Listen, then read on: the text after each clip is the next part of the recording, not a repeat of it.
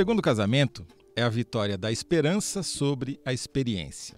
Se for verdadeira a frase atribuída ao famoso literato inglês do século XVIII, Dr. Johnson, os brasileiros nunca foram tão esperançosos. Pelo menos os brasileiros descasados. Analisando dados do IBGE, vulgarmente conhecido por Instituto Brasileiro de Geografia e Estatística, os repórteres Camila Brandalize e Tiago Dias descobriram que o número de casamentos entre divorciados quase dobrou no Brasil nas últimas décadas. O crescimento por si só já é assombroso, mas fica ainda mais impressionante se a gente levar em conta que os brasileiros e brasileiras jovens e solteiros estão casando cada vez menos. E quando casam, casam mais tarde. Ou seja, os experientes em casamento estão ficando mais esperançosos, enquanto os inexperientes estão ficando mais ressabiados. A gente está provando que o jornalista H.L. Mencken estava certo quando disse que a esperança é a sensação de que as coisas vão melhorar, mesmo quando você sabe que elas não vão. Brincadeira. Digo a gente porque eu faço parte dessas estatísticas do IBGE. A Renata e eu viemos de 2 casamentos que não deram certo. A gente se casou pela primeira vez muito jovens, nos separamos dos respectivos cônjuges e, experientes, mais esperançosos, voltamos a buscar uma união, dessa vez um com o outro. Estamos juntos há 7 Copas do Mundo. Depois de 2 décadas de teste, a gente acabou se convencendo de que o experimento deu certo e, para a contrariedade do Mencken, se casou de papel passado. Tá vendo, Camila Brandalize? A senhorita perdeu um bom casal de personagem para sua reportagem. Amei, Toledo. Eu com medo de te expor aqui, que você já tinha me contado desse casamento. Você já jogou tudo. Já me aí. entreguei tudo, Arrasou. pedi autorização para Renata. Ah, certo? ótimo, Renata. Claro, Beijo, porque Renata. eu não quero que ela separe. Né? Não. A essa altura, talvez a esperança morra, né? Não, pelo amor de Deus. Que legal, adorei a sua história. Muito obrigado. Bem-vinda de volta pela 3ª, 4ª, 5ª ou 6ª vez. Vai pedir música hoje, não? Não, sem música, é fofoca apenas. Então tá, melhor assim. Eu sou José Roberto de Toledo e este é o UOL Prime. Toda semana a gente conversa com os melhores repórteres sobre as melhores reportagens do UOL.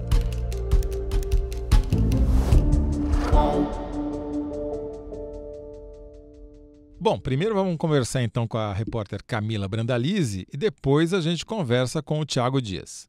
Camila, vou começar pelo básico do básico do básico. Qual é a definição de casamento que o IBGE usa nessas estatísticas? Toledo, a definição do IBGE é a seguinte: casamento é o ato, cerimônia ou processo que estabelece relação legal de comunhão plena de vida em família, legalmente chamado de casamento civil. Para resumir, é aquele casamento que você vai no cartório, com juiz de paz, com testemunha. Então, assim, o pessoal me perguntava muito, de que casamento vocês estão falando, o IBGE está falando? É o casamento tradicional, papel passado, não é morou junto, união estável. Esses dados que a gente levantou é casamento civil. O que vocês descobriram, você e o Tiago descobriram quando mergulharam nessas estatísticas do IBGE? Aliás, qual é a fonte? É o Registro Civil? Estatísticas do Registro Civil. A primeira coisa que a gente já sabia, na verdade, não foi uma descoberta. Casamento está caindo e divórcio aumentando. Isso era uma coisa que a gente já tinha certeza desde o começo. Mas todo ano essa matéria sai. Todo ano essa matéria sai.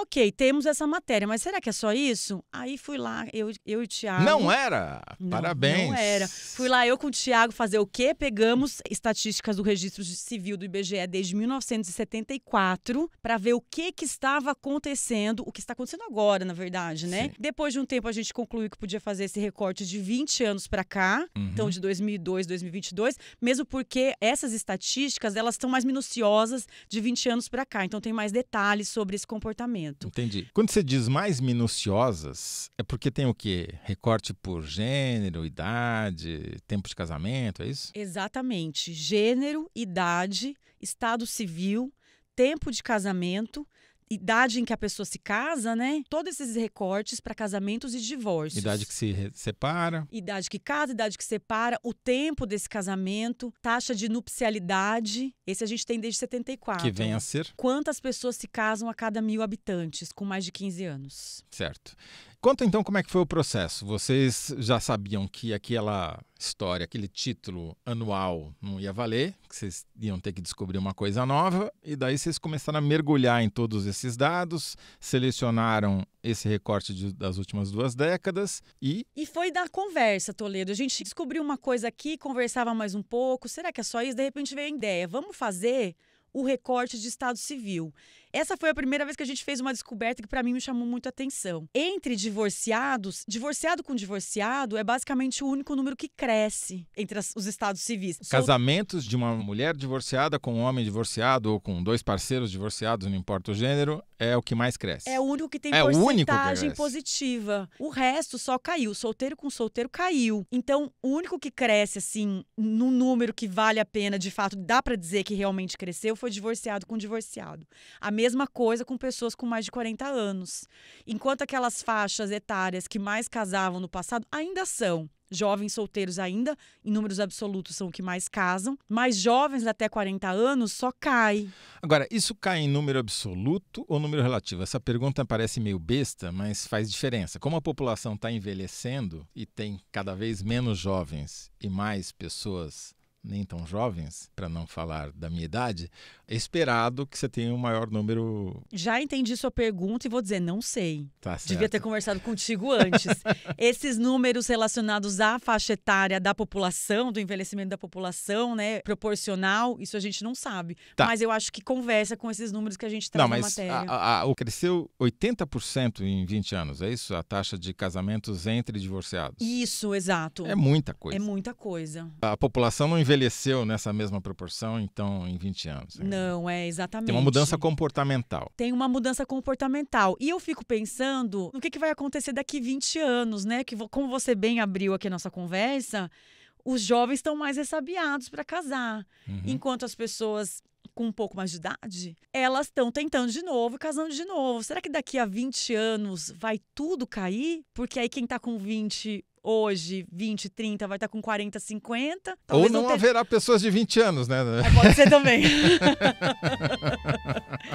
Tenderemos à extinção.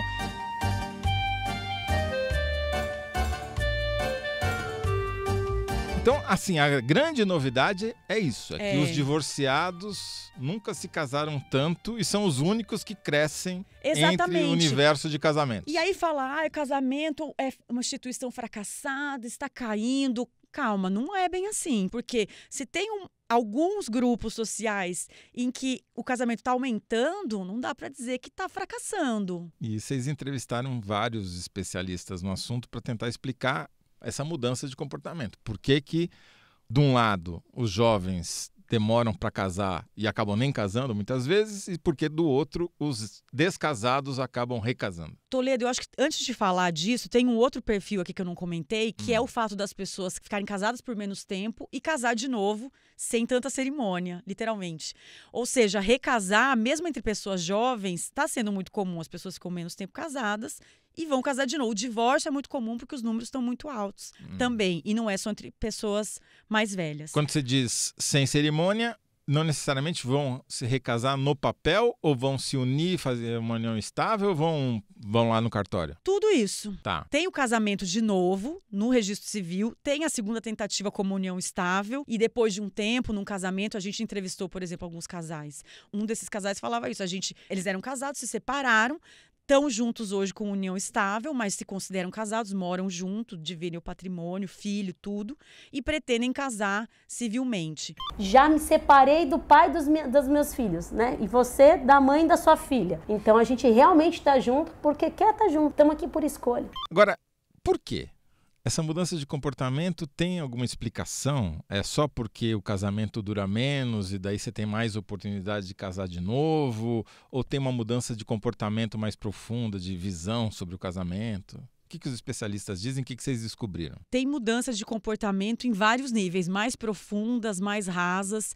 A mais profunda que eu achei foi entrevistando a psicanalista Maria Homem, que comentou uma coisa que, enfim, para mim, pelo menos, fez muito sentido. Ela fala que a nossa sociedade ela não está totalmente baseada na religião e na ideia de vida após a morte. Isso assim como um inconsciente coletivo, né? Se era algo que pautava o comportamento há alguns séculos, ao longo do tempo parou de ser assim e a gente foi entendendo que a nossa vida é essa. Não tem outra vida. Não tem plano B. Não tem plano B. Então, se for para viver alguma coisa, para ser feliz, eu quero ser feliz agora. Se eu não estou sendo nesse casamento, eu vou terminar ele e vou procurar ser feliz com outra pessoa. Tem também a volatilidade das relações do mundo pós-moderno, né? Que é o termo que a gente vê por aí.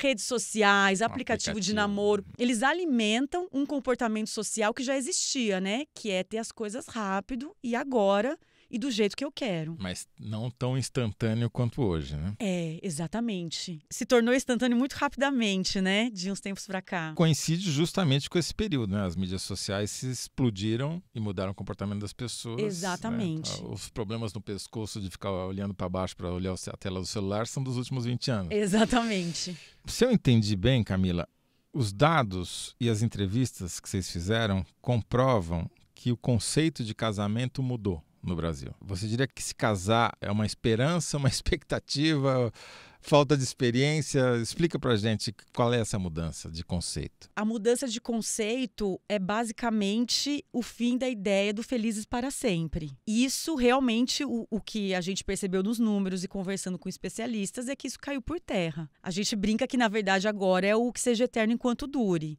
E aí que essa duração tá cada vez menor, né? Saímos da Igreja Católica para Vinícius de Moraes. É tipo isso. Acho que você resumiu muito bem. Também isso explica pela diminuição da importância da Igreja Católica. Exato. Né? Então, assim, não é que vão parar de casar, sabe? O pessoal fica falando, casamento não vale. Não, não é isso, não é por aí. Vai continuar tendo casamento, isso faz parte da nossa tradição, da nossa cultura. Talvez se mudar, aí vai ser previsão, não tem como dizer.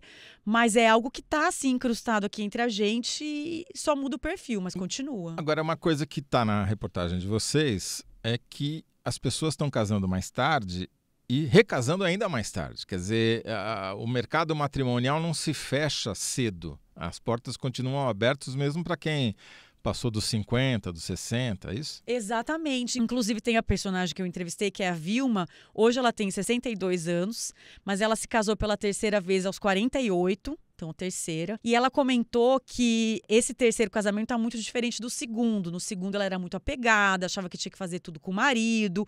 E hoje, ela explora mais a individualidade. Ela diz que faz mais coisas sozinhas, que entende o casamento de uma maneira mais saudável.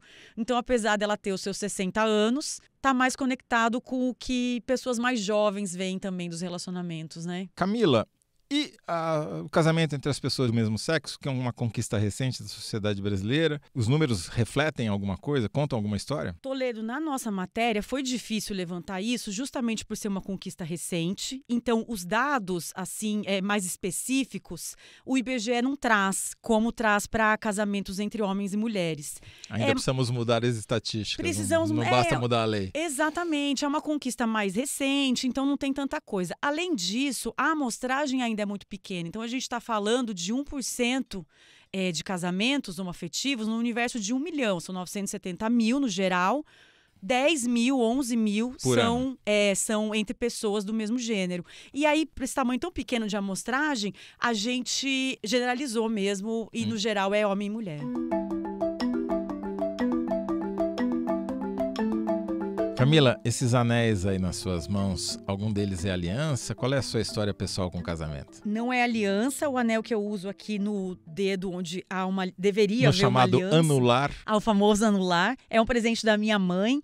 Eu nunca fui casada. O que eu conto no vídeo, vou repetir aqui para você, porque foi uma coisa que me deixou muito feliz perceber ao longo do tempo. Eu tinha essa ideia, como muita gente, de que eu deveria casar seguindo um protocolo. Então, se formou, tem uma carreira, agora casa, agora tem filho, agora paga as prestações da casa. E demorou muito tempo para eu entender que eu não precisava seguir isso. Que eu podia casar mais tarde. E eu vou te falar uma coisa que talvez eu nem deveria te falar, que eu acho que você vai jogar isso na minha cara por muito tempo. Eu percebi isso um dia que eu consultei com uma astróloga. Opa! E ela falou assim para mim, ela falou assim, eu acho que tem alguém na sua história, mas vai chegar perto dos 40. Eu nem sei se eu acreditei nisso, porque eu duvido de tudo, mas né? Você relaxou.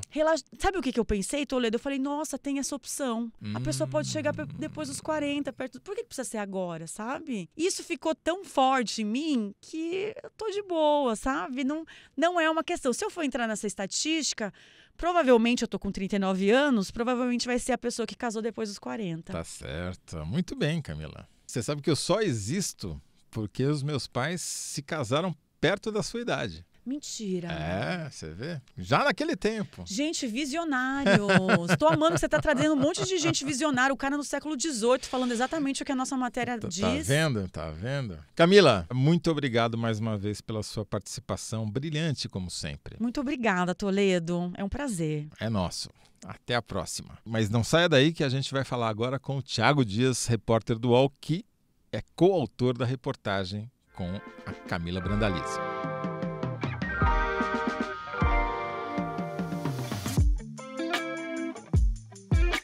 Tiago, eu imagino que se a duração e o perfil dos casamentos mudou ou mudaram ao longo dos anos, o perfil dos divórcios também mudou, né? Espero. Podemos dizer que a gente vive de fato um que seja eterno enquanto dure? Realmente, a gente vive completamente essa fase do que seja eterno enquanto dure, e o que a gente descobriu nessa reportagem foi que esse eterno está durando cada vez menos. É um eterno mais fugaz. Mais fugaz, assim. A gente viu que em 2022, né, que é o dado mais recente do IBGE e super quente, né, mostra que os casais ficam juntos hoje 13 anos, 13,8, né, anos, a média, né, de casamento antes. Vamos arredondar para 14. 14, exatamente. Em 2009, era 18 anos. 18 anos, era Pois mais é. de 4 anos a mais. Pois é, a gente está realmente ficando cada vez menos tempo casados. É interessante que a gente viu também que as uniões de até 10 anos, né, os divórcios também aumentaram. Né? Em 2010 representava 37%. E hoje corresponde a 48%. Isso é muito importante, porque quando a gente fala média, às vezes, né, sabe que o ser humano médio tem um seio e um testículo, ele não existe, né? Então, a média às vezes engana, mas isso que você está falando é até mais significativo, porque quer dizer, as pessoas que não passam nem uma década juntas, 2 Copas do Mundo e olha lá, estão aumentando e se separam. É, exatamente isso. Entendi. Eu vi que vocês ouviram até especialista estrangeiro para essa história. O cara é o que é angolano, moçambicano? Ele é brasileiro, mas tá. é o sociólogo Juan Fernandes, que ele tem um trabalho muito interessante, que ele investiga o amor romântico hoje em dia e como isso se reflete nos casamentos e relações. Foi uma das pessoas que nos ajudaram a entender melhor, assim, por que no fim a gente está ficando cada vez menos tempo casado. Explica, porque eu acho que os números, eles são importantes, que vocês descobriram, vocês dão uma notícia, é fato, é concreto, não é achismo, né?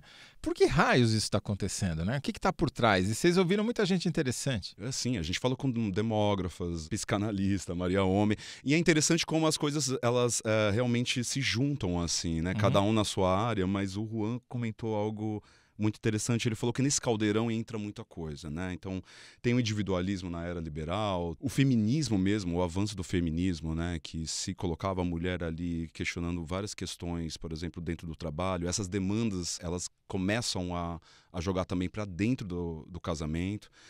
Mas eu acho que o mais achei interessante, que a gente conseguiu enxergar isso de repente nos personagens, é dessa coisa da era da individualização mesmo, no sentido de o eixo da felicidade ali passa a não ser mais o casamento, né? Então, assim, durante muito tempo, talvez as gerações anteriores às nossas, pais, mães, avós, a felicidade parecia estar naquela coisa assim, se meu casamento tá bem, se eu consigo ainda lidar com meu marido, se eu gosto dele e tal, e se a gente, enfim, se ele me ama, questões mais assim. Hoje em dia, ele enxerga que a gente tá mais de olho na felicidade pessoal. Se você não tá realizado ali pessoalmente, individualmente com a sua própria vida, isso vai se refletir na relação. Quer dizer, aprofundando um pouco isso, quer dizer, para gerações anteriores em que a mulher trabalhar fora de casa não era universal, o comportamento era um. Aliás, tem, né, muitas mulheres chefes de domicílio, comandando domicílios. Isso acaba afetando também na duração do casamento e no conceito de casamento, na expectativa sobre o casamento, é isso? Sem dúvida. Se antes era uma necessidade, né? Poxa, eu vou me separar do meu marido, eu sou uma dona de casa, não tenho minha própria renda. Ou os meus filhos, meus filhos são menores ainda de idade. Tudo isso entrava nessa panela aí, né? Que ditava o ritmo, né, dessa relação. Agora, você falou uma coisa no começo que eu fiquei curioso, que eu acho que os ouvintes também devem ter ficado. O que é o individualismo liberal? Essa é uma pergunta que a gente não conseguiu nem abraçar direito, né? O Juan, ele fala muito bem sobre isso, mas enfim, aí vai para uma coisa mais política, mas que no fim tem realmente influência. Eu vou me realizar, eu vou ser feliz sozinho com alguém do lado e não vou ser feliz em dupla. É um pouco isso, quer dizer, você buscar sozinho a felicidade, mesmo que você tenha um parceiro. Eu acho que é a noção do faça você mesmo, assim, no sentido de que você precisa lidar com as suas questões e você sabe que a felicidade está ali na sua mão e vai depender de você, não mais, de repente, de um parceiro que vai prover para você financeiramente ou qualquer outra coisa, assim, que vale. O Luiz de hoje é um Luiz completamente diferente do Luiz que namorou e foi casado. Tá mais velho e me descobri mais confiante, mais aberto, e sem esse espaço da relação do amor romântico me abriu muito campo de amar os meus amigos, assim, era uma coisa que eu fazia muito, muito mal, e hoje eu faço muito melhor, assim, eu falo que eu sou casado com meus amigos. A gente acabou de ouvir, o gerente de produtos Luiz Alberto Gomes, falando sobre um amor que ele descobriu e que muitas vezes não tem a mesma importância que o amor entre um casal, um amor romântico. Você acredita que esse tipo de amor tenha ganho mais espaço na vida dos brasileiros? O Luiz Gomes é interessante porque ele casou muito novo, eu acho que com essa ideia do amor romântico, né, dessa coisa assim, vou casar com uma pessoa que divide comigo os mesmos sonhos, os mesmos objetivos e a coisa muito fechada, só a gente, a felicidade está aqui entre a gente, pelo menos é isso que ele passou assim na entrevista.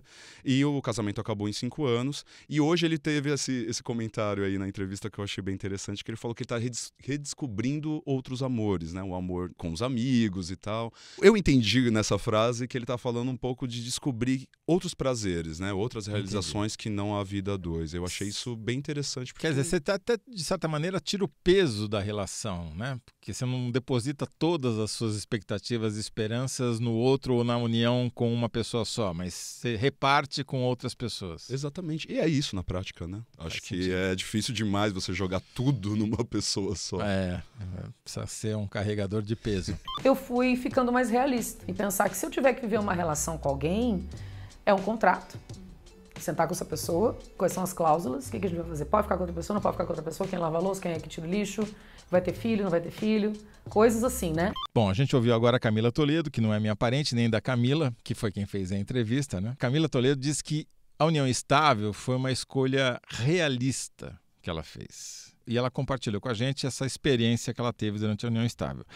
Tiago, você concorda com a opinião da Camila Toledo de que a união estável é uma opção realista no Brasil? Sem dúvida nenhuma. A gente foi atrás dessa informação que não consta no censo, né, do IBGE. A gente conseguiu essa informação no PNS de 2019, que é a Pesquisa Nacional de Saúde, que só lá perguntaram para os brasileiros que tipo de relação eles têm, né? Então, pegando aqui esse universo heterossexual, por exemplo, 63% das pessoas entrevistadas, né, na pesquisa são casadas no papel passado, como a definição, né, que a Camila deu aqui. 32% em união sem registro, que é a união consensual ali que você não registra de nenhuma forma, né? E 4% união estável. Quer dizer, união estável com algum tipo de formalização. Exatamente. É um número baixo, mas é um número em franco crescimento, assim. Inclusive, de 2006 a 2019, quase quintuplicou o número de união estável no Brasil. É muito interessante a gente ver como formas um pouco menos burocráticas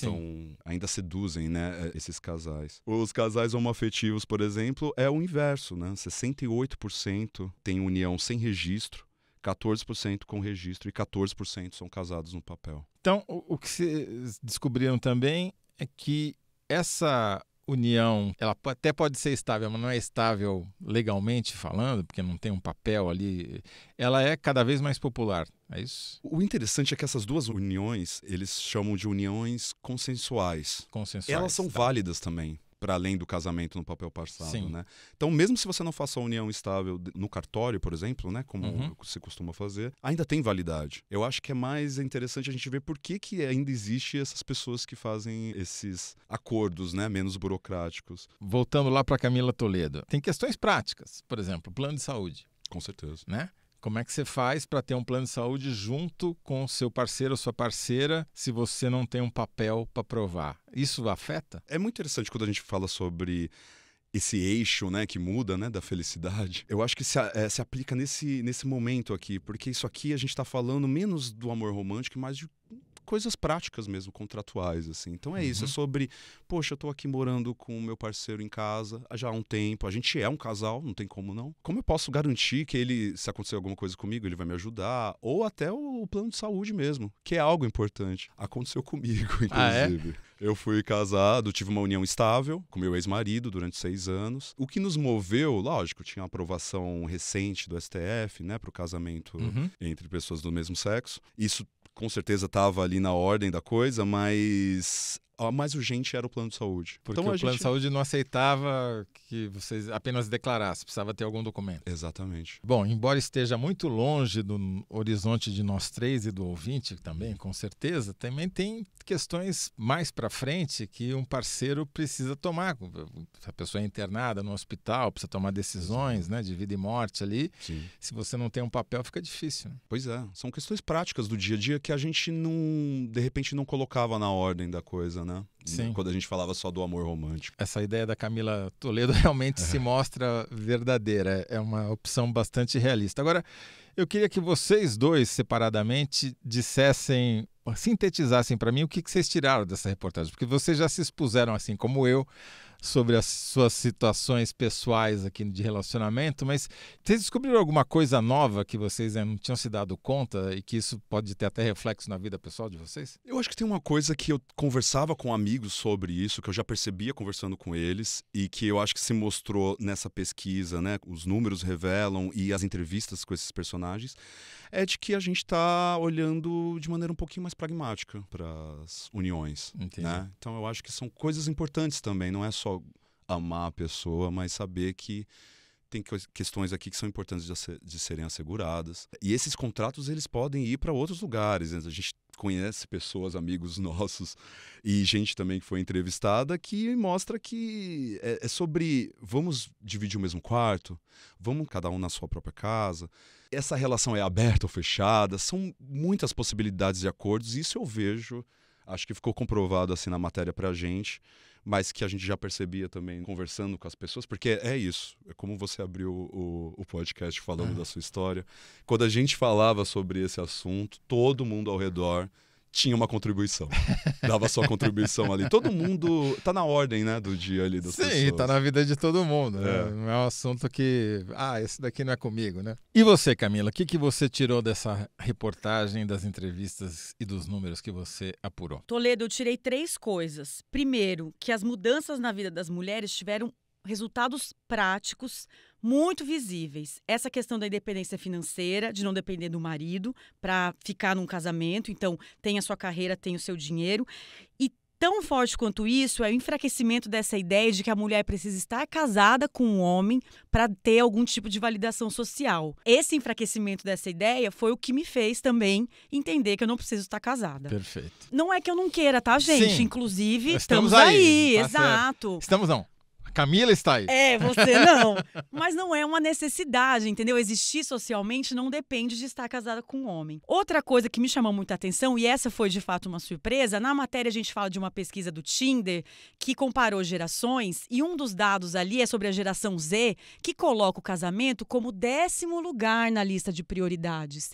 Então, de fato, é uma geração que não está olhando com tanto carinho aí para esse tema. Uma hora vai, não precisa ser agora. E por último, os dados disseram isso, mas entrevistando os casais que casaram de novo, eu também senti essa esperança em se relacionar de novo. Isso é tão bonito. Isso é bonito. Eu realmente me emocionei, sabe? Vendo as pessoas se encontrarem de novo, darem outra chance para essa parceria que é estar com alguém. Isso me tocou, sabe? Não vou mentir, não. Obrigado pela parte que me toca.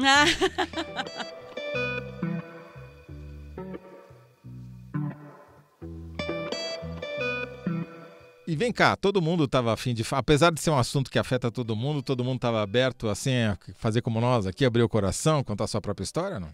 É interessante, quando a gente está falando sobre o assunto, as pessoas ficam super afim de participar e dar sua opinião, mas quando é uma entrevista, de mostrar o rosto, a galera dá um passo para trás.